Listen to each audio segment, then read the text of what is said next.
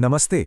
आज के इस एक्सप्लेनर में हम एक बहुत ही अद्भुत और दिलचस्प कहानी पर चर्चा करने वाले हैं। पश्चिमी भारत की घनी और रहस्यमयी पहाड़ियों में ना एक बहुत ही अनोखा रहस्य छिपा हुआ है। वहाँ एक ऐसा पक्षी पाया जाता है जिसे अक्सर मज़े में द आइडल स्कूल बॉय यानी आलसी स्कूली लड़का कहा जाता है। मज़ेदार नाम है ना? लेकिन सच बताऊं तो इस पक्षी की आवाज़ पूरे जंगल में सबसे खूबसूरत और जादू कर देने वाली आवाज़ों में से एक है। लेकिन यहाँ एक बहुत बड़ा कैच है। इतनी मधुर आवाज होने के बावजूद ये कभी भी एक साधारण सी धुन पूरी नहीं कर पाता। आज हम एक बहुत ही खूबसूरत प्राचीन पौराणिक कथा के जरिए इसी रहस्य के पीछे छिपी जादुई कहानी को गहराई से समझेंगे। तो सबसे बड़ा सवाल ये है कि व्हिस्लिंग थ्रश कभी अपनी धुन पूरी क्यों नहीं कर पाती। देखिए, इस रहस्य को सुलझाने के लिए हमें इस पक्षी के अनोखे बर्ताव को समझना होगा। ये पक्षी बिल्कुल सटीक, शार्प और फ्लैट सुरों में सीटी बजाता है। मतलब इसकी आवाज सुनकर आपको लगेगा कि किसी शानदार सिम्फनी की शुरुआत हो रही है, और फिर अचानक से जब लगता है कि बस अब एक पूरी मधुर धुन सुनाई देने वाली है, वो बीच में ही रुक जाता है। एकदम सन्नाटा। बिल्कुल ऐसा लगता है जैसे गाते गाते उसे अचानक कोई बहुत जरूरी काम याद आ गया हो और वो एकदम से ठिठक गया हो। आखिर ऐसा क्यों? इसका जवाब एक बहुत ही प्राचीन और ईश्वरीय मिथक में छिपा है। तो चलिए इस कहानी के पहले भाग की ओर बढ़ते हैं। धूप से नहाई एक पहाड़ी नदी। इस पूरी बात को अच्छे से समझने के लिए हमें थोड़ा पीछे पौराणिक अतीत में चलना होगा। जरा आंखें बंद करके इमेजिन कीजिए। गर्मियों की एक बहुत ही गर्म दोपहर है। बाहर चिलचिलाती धूप है, लेकिन हम एक शांत ठंडे जंगल के भीतर हैं, जहां एक खूबसूरत सी पहाड़ी नदी बह रही है। और इसी नदी के किनारे युवा भगवान कृष्ण घूम रहे हैं। चलते चलते वो एक छोटे से झरने के पास पहुंचते हैं। ये जगह ना अविश्वसनीय रूप से सुंदर है। झरने के पानी से सूरज की सुनहरी किरणें ऐसे छन कर आ रही हैं कि पानी में एक अलग ही चमक पैदा हो रही है। झरने के ठीक नीचे एक छोटा सा साफ पानी का कुंड है, जिसमें छोटी छोटी मछलियां अपनी चमक बिखेरते हुए तैर रही हैं। हर तरफ हरियाली और एक जादुई सी शांति है। अब आते हैं दूसरे भाग पर, दिव्य बांसुरी वादक। उस खूबसूरत नज़ारे और शांति से अट्रैक्ट होकर भगवान कृष्ण वहां रुक गए। उन्होंने काई और फर्न के एक हरे भरे मुलायम से बिस्तर पर आराम से बैठकर अपनी वो मशहूर बांसुरी निकाली और उसे बजाना शुरू किया। सोचिए, बांसुरी की वो दिव्य धुन पेड़ों के बीच से कैसे गूंज रही होगी। धुन इतनी मधुर और जादुई थी कि जंगल का हर जीव बिना कोई आवाज किए बस उस संगीत की ओर खिंचा चला आया। एक चांदी जैसी पूंछ वाला पैराडाइज फ्लाई कैचर शान से नीचे आ बैठा। एक मोटी सी पीली छिपकली संगीत की ताल पर मगन होकर अपना सिर हिलाने लगी। जंगल के बाकी सारे पक्षी बिल्कुल शांत हो गए, मानो सांस लेना भी भूल गए हों। और तो और बहुत ही शर्मीले माउस डियर भी अपने छोटे छोटे खुरों पर दबे पांव वहां आ पहुंचे। सच में ये दिव्य संगीत का ही असर था। कहानी का तीसरा भाग, मैले कुचैले लड़के का प्रयास। अब यहां एक बहुत ही दिलचस्प मोड़ आता है।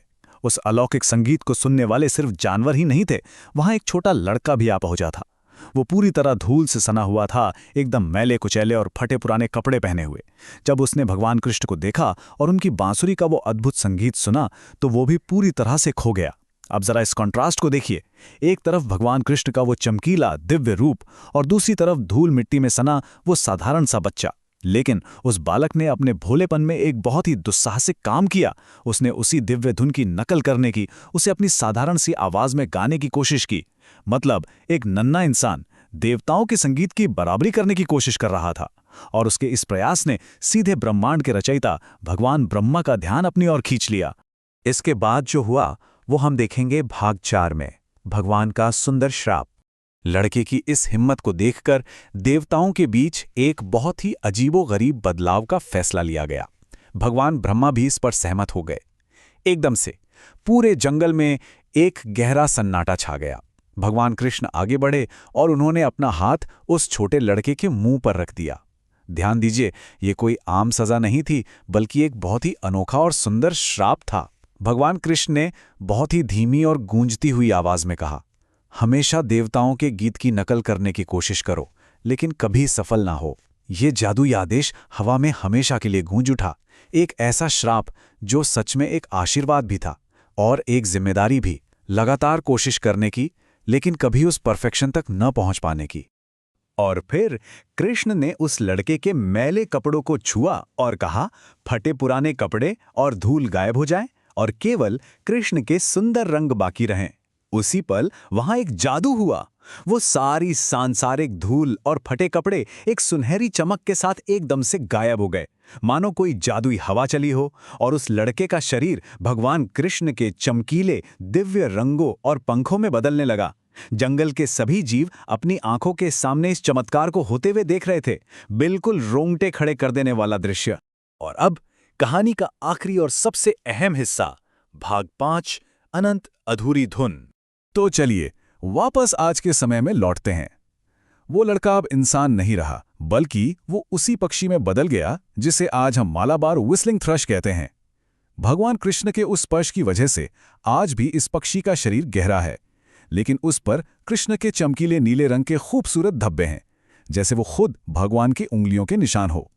ये पक्षी आज भी भारत की सुंदर जंगली घाटियों में रहता है, और सबसे बड़ी बात, ये आज भी उसी दिव्य धुन को याद करने की कोशिश करता है। वो बहुत मधुर सीटी बजाता है, ऊंचे और नीचे सुर लगाता है, लेकिन फिर बीच में ही रुक जाता है, क्योंकि उसे वो देवताओं का गीत कभी पूरी तरह से याद ही नहीं आ पाता।